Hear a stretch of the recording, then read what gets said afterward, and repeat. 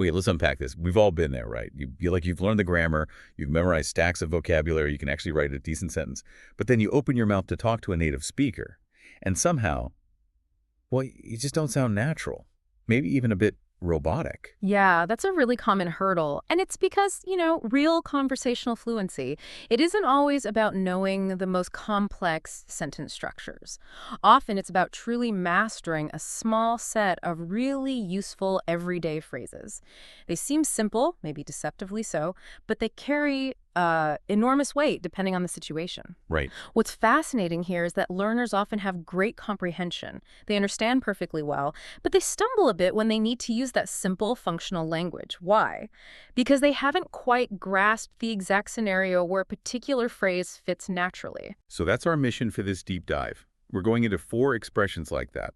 Think of these as shortcuts, ways for you, the listener, to sound instantly more natural, more informed.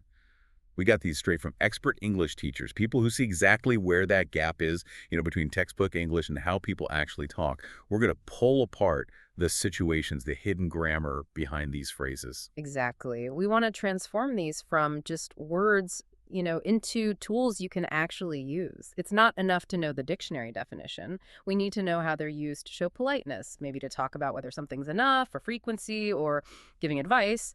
So the 4 we're hitting are: once every 4 years, could you press? Can I get by? And I'd recommend, Yeah. get these right. And honestly, it opens up a whole new level of subtle, natural interaction. Okay, let's start with time. Specifically, how we talk about things that happen rarely, but on a schedule. Right? Once every 4 years. Fundamentally, this phrase is about defining recurrence, something that happens again and again. But crucially, it specifies a very precise interval, and usually a pretty long one. It highlights infrequency. It's almost mathematical. It sounds very fixed, very rigid. hmm And often it is, isn't it? It feels tied to big external cycles, like institutional things or even astronomical ones. Linguistically, yeah. The structure itself is quite rigid. You start with once, the single occurrence, and then immediately you have this structure, every number unit of time. So every day the interval's 24 hours, every week 7 days, but every 4 years. That locks you into exactly 1,460 days, or, well, 1,461 in a leap year. It's set by the calendar. And when you say once every 4 years, I bet the first thing that pops into most people's heads involves those big global events. That's application scenario A, right? The literal calendar usage. We're talking events so significant they're basically woven into how society marks time. Absolutely. This is the go-to phrase for things tied to fixed political or sporting cycles. For example, in the U.S., you hear this constantly about the presidential elections. It's this huge societal event, Hmm. and it's non-negotiable. It happens once every 4 years. Yeah. That 4-year term, it's like the bedrock of their government structure. And thinking globally, the Olympics, Mm-hmm. the summer and winter games, even though they stagger them now, right? So there's an Olympics every 2 years. Mm-hmm. Any one specific set of games, like the Summer Olympics, only lands in a host city once every 4 years. Hmm. It's part of their whole identity, their history, how athletes even plan their careers. Definitely. And then there's the most literal use of all the leap year itself, February 29th. If we didn't add that extra day once every 4 years, our calendar would get seriously out of whack with the solar year pretty quickly. So in these literal cases, elections, Olympics, leap years, the number 4, and the unit years, they're not really flexible. They're facts. Facts of the calendar, of law, even astronomy. Change the number, say, once every 5 years, and you're simply talking about a completely different thing. Okay, that fixed, reliable meaning is clear. But language loves to play, doesn't it? Yeah. So we take this structure, this marker of precise, scheduled rarity, and we twist it. Hmm. Which brings us to application scenario B, using it for hyperbole and infrequency. Exactly. This is where the 4 years become, well, completely metaphorical. It's not literal anymore. We pull out this phrase to talk about something personal that happens very rarely. Not because it's actually on a 4-year cycle, but because we want to express, maybe, surprise, or just emphasize how incredibly infrequent it feels. Right. You're basically borrowing the weight of the Olympics or a presidential election to describe something mundane, like the classic example. The roommate, or maybe the spouse, who isn't exactly known for their cleaning prowess. Mm-hmm. And one day you walk in and they are scrubbing the kitchen floor, maybe even cleaning behind the fridge, something they never do. You wouldn't just say, oh, wow, you're cleaning. That's rare. No, you deploy the specific tool. Whoa, look at you, cleaning behind the stove. That happens like once every 4 years. See, You're using the linguistic heft, the cultural understanding of that massive, infrequent event, the Olympics, maybe to describe a household chore. And it lands, comedically or dramatically, because everyone gets that 4 years is a long, significant fixed interval. If you said, oh, that happens once every 6 months, okay, it's a bit rare, but it's still kind of predictable. Hmm. But using 4 years signals this is way outside the normal rhythm. It's almost a shocking event. And it's not just for negative things, like chores someone avoids. Think about positive rare events, too. Maybe you live in a city where a really famous, reclusive celebrity lives, someone who's almost never seen out, and you spot them walking their dog. You tell your friend, you won't believe it, I saw famous person downtown. That's like a once every 4 years kind of a sighting. Yeah. It just conveys the sheer unlikelihood, the specialness of it. It really underscores how seldom you, the speaker, get to experience that thing. It's purely expressive. Or, say, you're a keen cook, but you only tackle some incredibly complex 3-day recipe on very special occasions. Your family might joke when you finally make it, Dad made the legendary complex dish. Wow, a true holiday miracle. We only get that once every 4 years. Yeah, it's a powerful choice because it taps into that shared cultural knowledge of what 4 years feels like in terms of major events. For other kinds of rarity, you might say once in a blue moon or once in a lifetime, but once every 4 years carries that specific echo of the big scheduled cycles, elections, the games. That gives it a unique rhetorical flavor for emphasizing something that's exceptional, unexpected, and personally rare. Okay, so we've gone from fixed time to, well, stretched emotional time. That makes sense. That feels like a good place to shift gears. We've talked about describing time. Let's move on to making things happen, to dynamic actions, and specifically requests. If we want to be polite, how do we ask someone to actually do something for us? Right, let's look at could you press. Mm. This is such a useful common structure because it takes a verb, press, which can sound quite direct, maybe even forceful on its own, and it immediately wraps it in this layer of essential English politeness. And the magic word here is could, isn't it? It's doing a lot of work. If you just walk up to someone and say, press the button, well, that's imperative, a command. And depending on the context, maybe in public or with someone you don't know well, it can sound pretty abrupt, maybe even rude. It creates friction. Exactly. The function of could here is absolutely crucial. It transforms that direct command into a polite conditional request. It changes the dynamic from do this, an order, to something more like, if it's okay, if you're able and willing, would you mind doing this? Mm. That conditional aspect, using modal verbs like could or would, is just fundamental for smooth, polite interactions, especially with strangers or acquaintances in English-speaking cultures. Okay, and the verb press itself, what's the core meaning?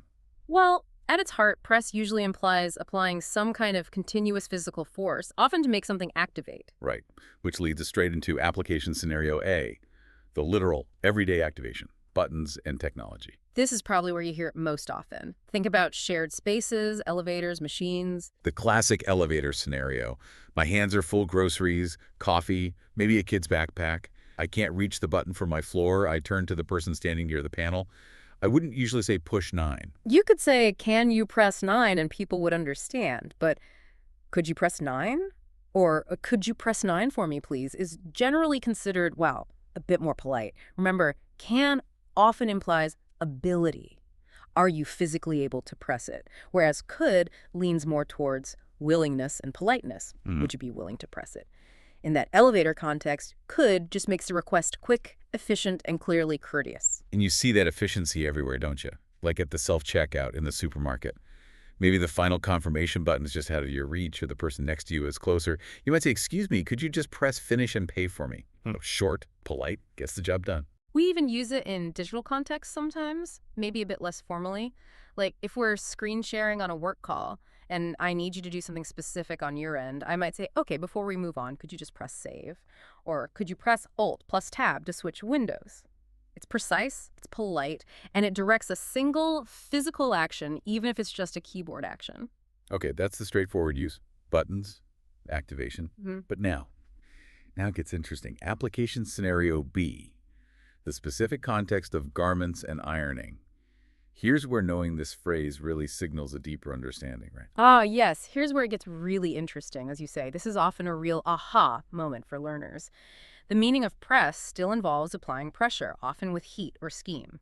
but the object is completely different. If you walk into a dry cleaner's or a tailor's shop and you ask them to press the suit or press these trousers, you're using industry-specific language. You sound like you know what you're talking about. We need to clarify the difference here, because most people probably say ironing at home. I iron my shirt with my domestic iron, moving it back and forth. The result is, usually okay. Gets the wrinkles out mostly. Right. But when a professional presses a garment, it's a different process, often using different equipment. They might use heavy industrial steam presses, maybe a specific machine called a buck press. It involves applying significant, often stationary pressure combined with high heat and steam. The result is different too. You get much sharper creases, a really crisp finish, maybe even reshaping the garment slightly. It's a level of finish that home ironing usually can't achieve. So it's not just the action, it's the result you're asking for. Yeah. You ask the cleaner to press the suit because you want that professional, sharp, high-finish look. If you walked in and asked them to iron your suit, they'd probably still understand. But, Yeah. well, it might sound a bit naive, like using a casual home term for their professional service. Exactly. So using the structure, could you press this suit? Or I need these shirts pressed, employs press as a term linked to professional garment care. Mastering this specific use of press signals a higher level of fluency. It shows you understand the nuance between the everyday action and the professional service. So whether it's turning on a machine or getting that perfect crease in a pair of pants, the core idea is similar. A specific physical action requested politely using could. And one quick note before we move on, think about the limits. While English does have phrases like to press an issue or to press charges, which are more abstract, when you hear the specific request structure, could you press something, it almost always refers to a concrete physical action on an object or button. You're very rarely asking someone to press something abstract in this format. It keeps the request pretty grounded in the physical world, which is helpful for learners. That's actually really useful, a clear boundary. Okay, so we've covered asking someone to do something. What about asking about navigating obstacles, either physical ones or maybe more conceptual ones? Can I get by? This one is fascinating because it's a perfect example of how one short phrase can hold two completely different but equally common meanings. It's all about context. The situation tells you instantly whether the speaker is talking about physical movement or about, well, having enough of something. Right. This raises an important question, doesn't it? Why does the same little phrase work for squeezing past someone and for figuring out if you have enough money? That's a great question. I think the underlying idea is actually the same. It's about sufficiency. In one case, it's, is there sufficient space for me to pass? In the other, it's, are my skills or resources sufficient for the situation? Let's break it down. Application scenario A, physical passage and politeness. This is the one you use in crowded places. Picture a busy train station or a narrow supermarket aisle. Someone's standing there, maybe looking at their phone, totally blocking the way. You need to get past. You don't want to just shove them, obviously. So you use this phrase. Often you'll preface it with, excuse me. So, excuse me, can I get by? Or maybe, sorry, can I just get by here? It acts as a polite request for them to create just enough space for you to pass. You're asking them to momentarily adjust, maybe shift their weight or pull in their bag, so you can navigate through without a collision. And the phrase get by itself is clever, isn't it? It perfectly describes the goal, just moving past, without you having to specify how they should move. They just understand they need to make a little room. Exactly. Think about flight attendants trying to maneuver those carts down the airplane aisle. They're constantly saying variations of, excuse me, coming through, can I get by? It's functional, it's repetitive, it's necessary in tight spaces. If they just barked, move, that would be pretty jarring. Can I get by? It's much softer, like a gentle verbal nudge. In that, beforehand, really matters for the politeness factor, right? Yeah. So you just sort of push through and then mutter, can I get by?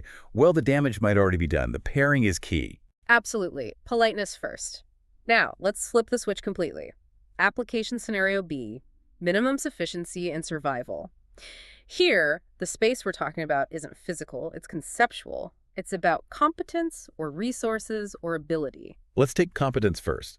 This is huge for language learners or anyone picking up a new skill. Imagine someone's been studying French for, say, 6 months. They're planning a short trip to Paris. They might ask their teacher or a friend, my French is still pretty basic. Do you think I can get by? Now, what are they really asking there? They're not asking if they'll be mistaken for a native speaker or if they can discuss philosophy. They're asking if their current level is adequate for the essential tasks. Can they order food, ask for directions, handle simple transactions, understand basic signs?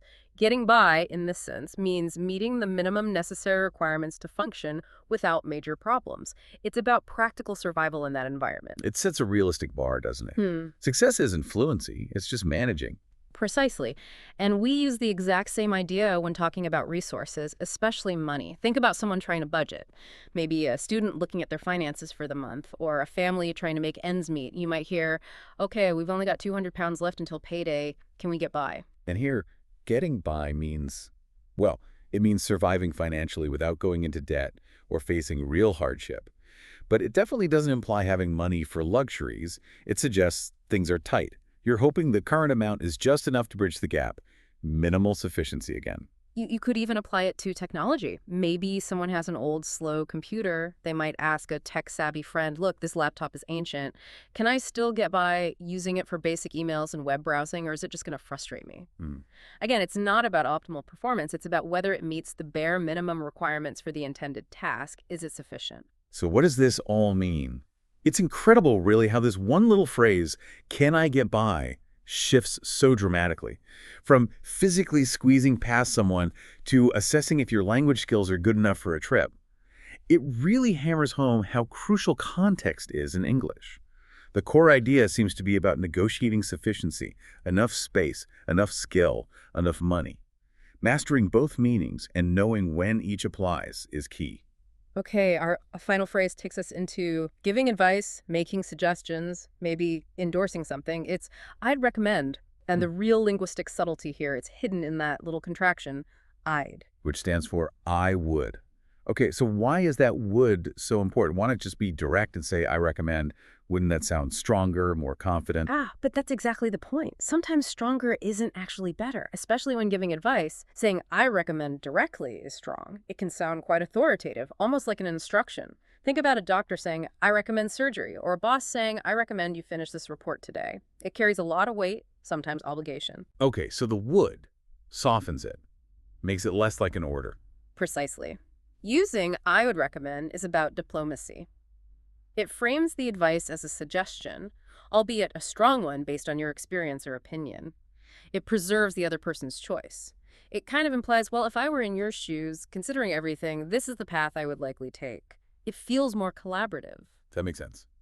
So this structure is perfect for application scenario A, formal and professional endorsement. Yes, exactly. When the advice matters, when the stakes might be high, this phrasing strikes the right balance between confidence and diplomacy. Imagine a financial advisor discussing investment options with a client. They wouldn't just say, put your money here. That's too blunt. Right. They need to sound knowledgeable, but also respectful of the client's decision. So they might say something like, given your risk tolerance and time horizon, I'd recommend diversifying across these particular funds. The phrase signals that the recommendation comes from expertise, it's considered advice, but it's still presented as counsel, not a command. Or, in a work context, maybe a senior colleague advising a junior one on how to handle a tricky situation. That's a delicate issue with that client. Based on my experience, I'd recommend starting with a phone call rather than just email. Guise them firmly but politely. And it's useful to contrast this with weaker options. If you just say, I think you should call them, it sounds a bit hesitant, less confident. I suggest calling them is better, but still maybe a bit weak. I'd recommend calling them. Implies you've actually thought about it, you have a basis for the advice, and you have a pretty high degree of confidence that this is the right course of action. It makes the advice more valuable than just a casual thought. Okay, so it's strong but polite. That makes it really versatile. Which leads us to application scenario B, personal endorsement and enthusiasm, applying it to everyday choices, leisure, things we like. Absolutely. This is how we share our positive experiences and recommendations with friends or family without sounding bossy.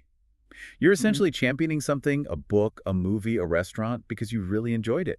Yeah, like if a friend asks for a restaurant suggestion for their anniversary dinner, you wouldn't say, you must go to that Italian place.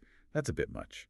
Instead, you use that moderated but enthusiastic tone. Oh, you should try Giovanni's. We went last month. The atmosphere was lovely and the food was amazing. I definitely recommend the seafood risotto if you like that kind of thing. See, I'd recommend signals your strong, positive opinion and personal experience. You're not just saying it was good, you're actively endorsing it as a great choice for them based on what you know. It adds weight to your suggestion. Same for books or movies, right? Someone's looking for something to read. You don't command them, read this book. You offer it as advice based on your own enjoyment. Oh, if you like sci-fi, have you read Project Hail Mary? It was fantastic. Really clever. I'd highly recommend it. And it's worth pointing out the flexibility of the structure, too. You can follow I'd recommend with a noun, I'd recommend the soup, or you can follow it with a verb in the gerund form. I'd recommend checking the opening times first, or even, sometimes more formally, with a that clause. I'd recommend that you book tickets in advance. That flexibility makes it incredibly useful in many situations. So the big takeaway for you, the listener, this phrase I'd recommend, is like your secret weapon for giving advice confidently. Advice that feels genuine, rooted in your experience, but delivered with politeness and respect for the other person's final choice. It's a really valuable tool. Hashtag tag outro. Wow, okay, so we've spent the last, 20-something minutes really digging into just 4 phrases. But they're packed with meaning, aren't they? We saw once every 4 years jump from like literal calendar facts to this really expressive way of saying something feels incredibly rare. And we dissected could you press, showing how that simple could makes requests polite, and how press itself can mean anything from hitting an elevator button to getting your suit professionally finished. Context again. Yeah, context was huge with can I get by too. Yeah. That amazing split between physically needing space to move and conceptually needing just enough skill or money to manage. And we finish with I'd recommend, highlighting how I would turns a potential command into diplomatic, confident advice, perfect for everything from professional settings to suggesting a good movie. So hopefully you, listening now, feel like you have a much better handle on the situations where these phrases work best. The specific context, the little nuances. Getting these right isn't just about being correct. It's about sounding natural, sounding fluent. Focusing on these kinds of high-impact phrases, really understanding their use, is such an efficient way to improve. It really is. Making that leap from just knowing the definition to knowing when and how to deploy the phrase. That's the bridge from just academic knowledge to actual conversational skill. You've hopefully internalized some of that nuance today. Which leads us perfectly into a final thought for you to consider. We saw how tiny words like could versus can make a big difference. And we saw how can I get by holds 2 massive, totally separate meanings, purely based on context. One physical, one abstract. So if a simple phrase like that can hide so much complexity, well, think about all the other short, common phrases you use or hear every single day. Phrases like maybe, no problem, or my bad, or even just take care.